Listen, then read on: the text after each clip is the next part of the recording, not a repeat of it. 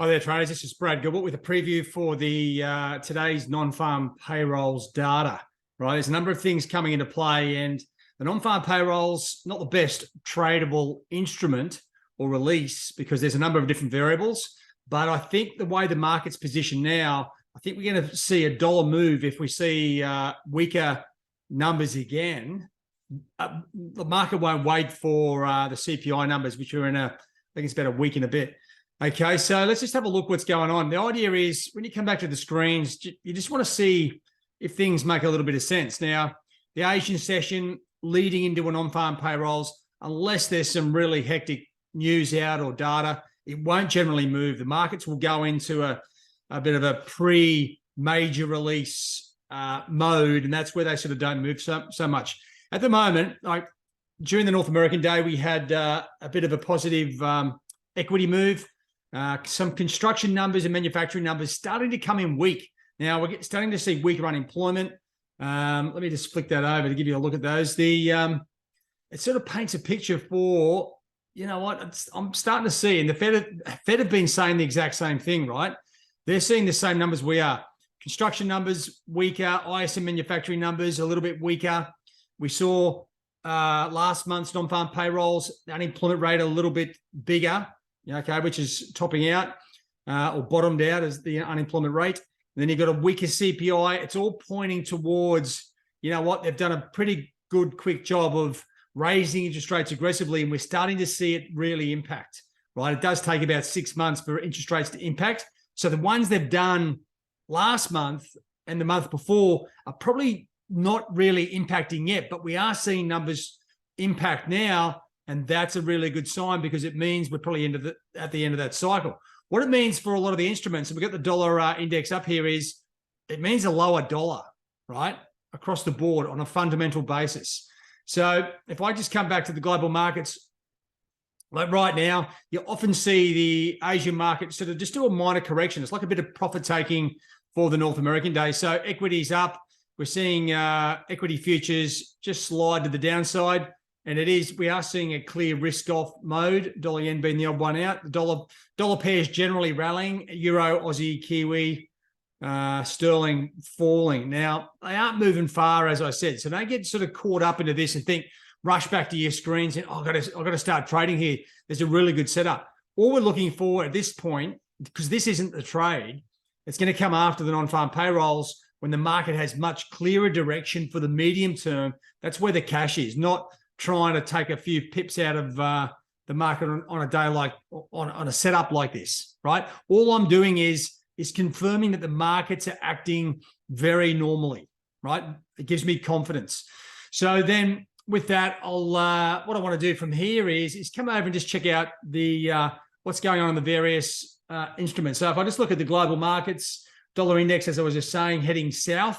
Now, as I said, and I'll come into the non-farms in a second, but weaker numbers here. The trend for the dollar at the moment is down, and this follows what Powell was talking about, the Fed chairman, a few days back, saying, you know what, things look like they're sort of slowing down, right? So what we're seeing is across the board, that's good for equity markets, okay? NASDAQ, Dow Jones Minis, seeing Bitcoin sort of attached to that risk-on profile, starting to pick itself up off the floor.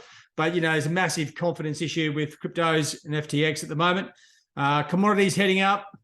Now, oil, we did see a bit of a clean out here under $80 a barrel, but it's bottomed out down here under 75, and we are back in the middle of the range. You're probably going to see that at the Bowser probably tomorrow. They're pretty quick to raise prices. They're not that quick to let them fall. But anyway, oil's back mid-range, right? If anything, slowly rallying again. Gold, tell you what, it isn't finished either. It's got a bit of an angry bias. It's going up north, and as you'd expect, euro with the dollar falling, heading topside as well. Now, don't forget the market is very short long-term, euro, Aussie, Kiwi, sterling, and long dollars, right? This may be the crunch data that we need to flush out all those positions and maybe start putting in short dollar positions. Just having a quick look across the major currency pairs, well, obviously the dollar index down, dollar Swiss, dollar yen, dollar CAD is sort of caught between a rock and a hard place. It's sort of mid-range, but we are seeing euro with nice shape. sterling's accelerating the top side, Aussie breaking back higher, and so the Kiwi going with it. So we've got very good technical structure. Weak dollar, right? That's what you got to think about. So let me just come back to the main page here, and let's just have a flush out of what we can expect with the non-farm payrolls. Now, as you see, the trend is for a weaker dollar. Now, there's a couple of things in this. There's obviously a few other bits of data coming out before this. We may see Christine Lagarde speaking here. You may see some sort of comments here that may give euro some shift in direction. I don't think the balance of trade are going to do anything out of Germany. Now, it comes down to the major releases, the Canadian employment numbers, and obviously the US employment numbers, the non-farm payrolls themselves. Now, when you got these two major countries releasing their data at the same time, you got the US and Canadian data. It's very hard to really nail the Canadian data because you're looking for, you got to look at two rates, let alone the change here across the board as well, which may come into play. So you got a lot of variables. You're either just trading CAD or CAD crosses, right? Or if you're trading the non-farm payrolls, you're trading all the majors, maybe even leaving dollar CAD out, okay? Now, let's just focus on the non-farm payrolls because that's what is going to get the most attention. Every second month, the Canadian numbers come out by themselves, a great opportunity, but they get swallowed up with the way the media focuses on the non-farm payrolls. You know, it's the big event, it's glorious, it's massive, it's the markets. But it is, look how many different variables there are.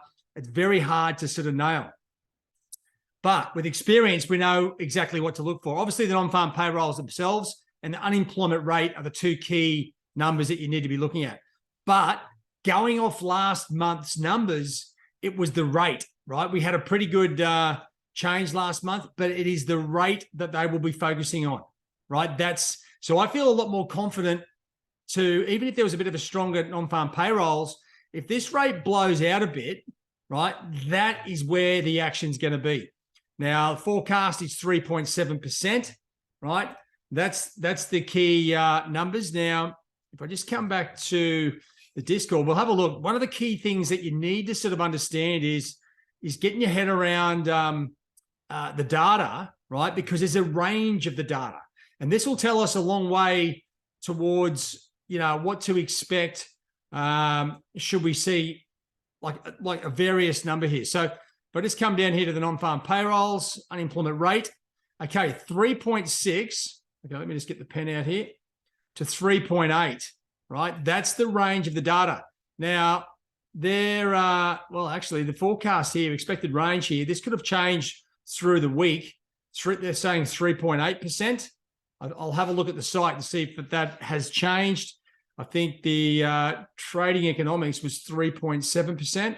Yes, it was.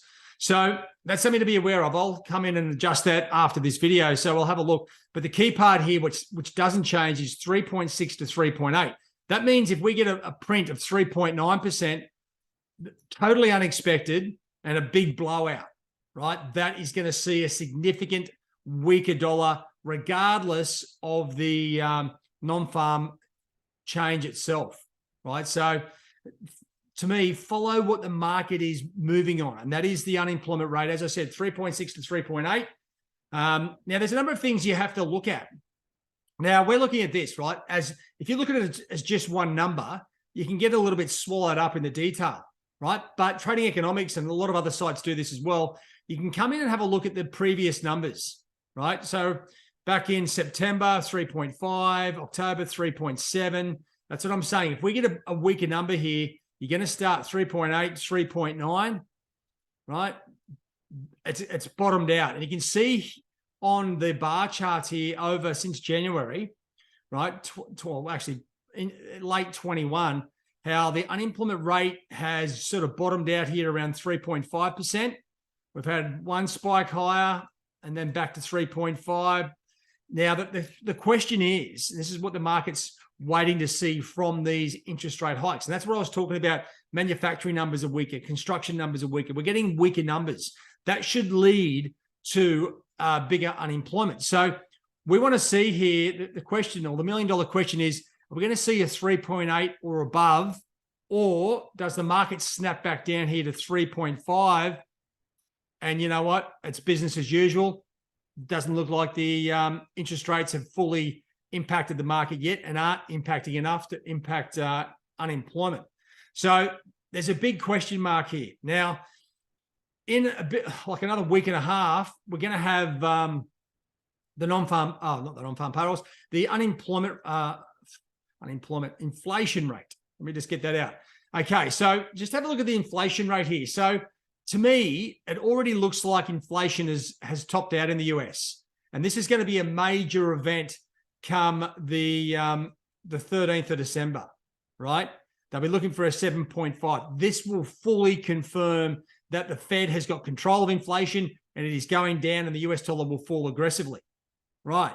But this number here could actually spell, if we get a 3.8 or above, right, the market will assume that unemployment is bottomed out and we're going to get a higher unemployment from here on in, and assume that the CPI numbers in 11 days will also be weaker, right? So we're going to see a dollar. So what I'm thinking is a weaker number here, 3.8 or above, we're going to see a significant move in the dollar weakness. The market will be factoring in sort of less hikes from the FOMC. They'll also be expecting a weaker inflation number. It all points to a weaker dollar, right? That's where the big move is. And we're starting to see it across the board on a lot of instruments. They have by no means really that they've started, but there's a long way to reverse the moves that we've seen over the last 3 to 6 months, right? Now, the other side of that, so you be prepared for both sides, because you could get yourself all bent out of shape if you don't. Now, if these numbers come in 3.6 or better, right, 3.6, 3.5, the dollar's going to correct itself from the immediate weakness. I know Powell is talking about things are slowing down, but the market will probably reverse what he's done in the last 24, 48 hours, and we'll see the dollar come back somewhat.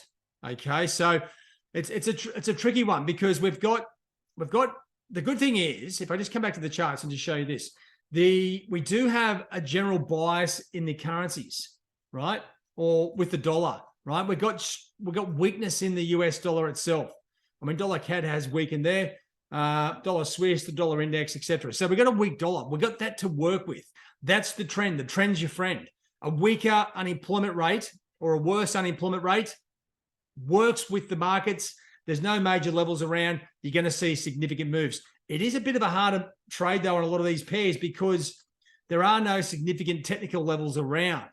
Okay, dollar CAD's got one. The rest of the instruments, you know what? You're going to have to go to your daily charts to find longer-term trend lines. Hopefully find some support or resistance trend lines around to sort of leverage off. That's what we're using the trend lines for, to leverage liquidity and get into the moves with a little bit more shape. So that's where we are, guys. It's plenty to play for. So when you come back and you're looking at what's going to be impacted here, right? So 3.8 weaker rate, we're going to see equity markets rally, the US dollar fall. Okay, that's the general gist of it, and that's because a weaker number here takes the pressure off the Fed, off interest rates, and potentially lower rates. Okay, I know we're a bit of a way off that, but it'll stop. The Fed not raising rates is like an interest rate cut, right? So a weaker number, equities rally, and the US dollar falls. If we get a stronger number, the US dollar is going to rally and equity is going to fall, right? So that's the general flow of the markets, right? You saw the forecast 3.6 to 3.8 for the unemployment rate. Keep a very close eye on that. Now, I have sort of brushed over primarily the non-farm payroll change, because last month it was a better number and it was the rate that really got things rolling, right? So just be aware of that, because as you come into these numbers, you've got to focus on all numbers, right? As in, like, you can't just blindly just forget about the unemployment rate, because the non-farm payrolls, well, it's attached to that rate. And if it is massively higher, say if this was for some weird reason, massively higher and the rate was still a little bit weaker, it might offset things a little bit. So make sure you keep an eye on that as you go forward as well. But you know what? The key to making cash out of these situations, it's not necessarily trading the number.